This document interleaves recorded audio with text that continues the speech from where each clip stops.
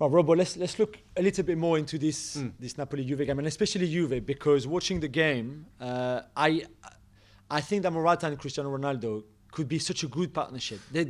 For me, when I look at it, I see so many aspects of each other's game that complement each other well.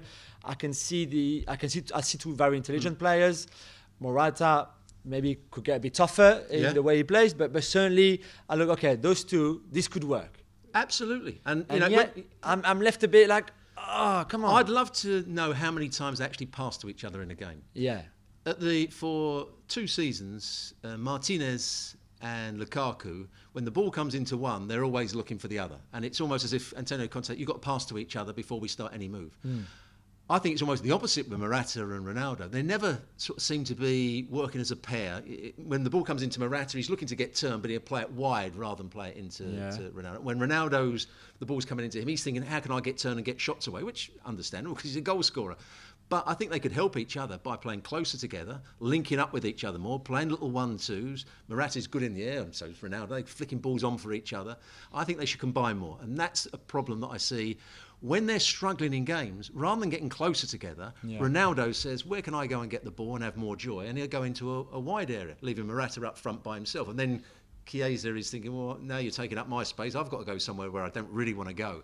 So that's the area where I think Juventus could still improve. When you're talking about Ronaldo scoring all the goals he's scored, and then you're saying, well, he's a bit of a problem because he's not linking up with Morata, people will have a go at you. But I think he's such a great player, and Morata could be such a top-class player. If the two would link up with each other, Juventus would be another 10% better.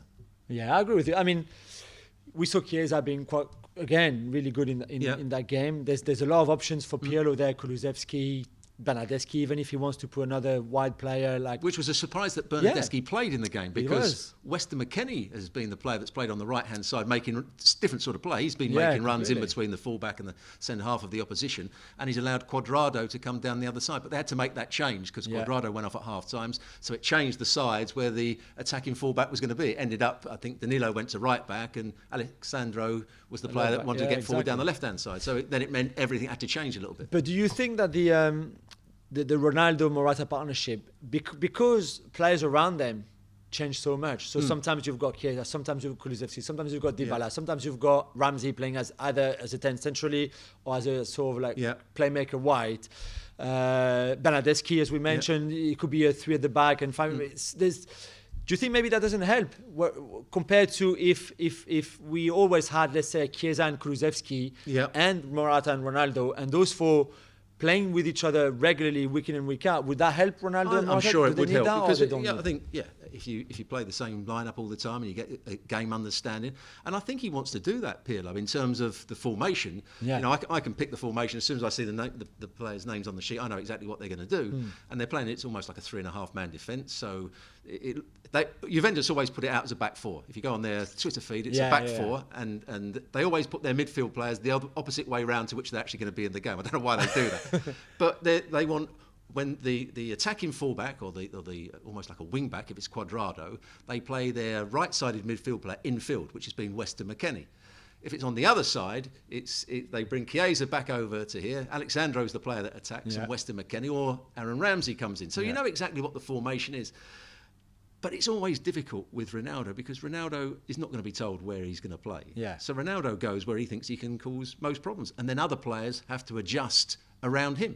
That's how it is at Juventus. That's how it's always going to be with Cristiano Ronaldo. That's how it's always going to be with Lionel Messi. When you've scored as many goals as they have, and you're the 2 world's best players, if things aren't happening for you, go and do something else that you think it might happen.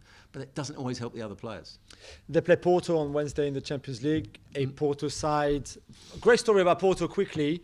Sergio Conceição, the manager, has 4 children, I think 4 boys. One of them, the youngest one, who was one when Conceição won the title with Porto all those years ago as a player, made his debut for Porto's first team with his dad as a manager at the weekend against Boavista. They drew 2-2. There's not that you've seen a lot of Porto this season, but Juve still are way above those kind of teams, right? Yes. If they're serious and Pirlo doesn't make things up and Cristiano scores the chances, which, by the way, didn't do so much against Napoli. He could have won that game. Yeah, he could have won for them. He had a couple of really good chances. Really good chances. I'll go back to the Barcelona game away from home. Yeah. That was Juventus at their very best. Yeah. Pressing the ball high up the field. Midfield play, it was Weston McKennie on that occasion, making forward runs. The front two looking a real threat. The defenders defending as well as they possibly could. You know, every time the ball was played forward, they made interceptions. Chiellini, De Ligt, Bonucci, whoever it is, they're good defenders. They're good 1v1 defenders. They're still an excellent defensive side. So I think they'll have no problems against Porto. Well, thank you very much for watching ESPN on YouTube. For more sports highlights and analysis, be sure to download the ESPN app. And for live streaming, premium content, and let's not forget as well, ESPN FC 7 days a week. Subscribe to ESPN Plus.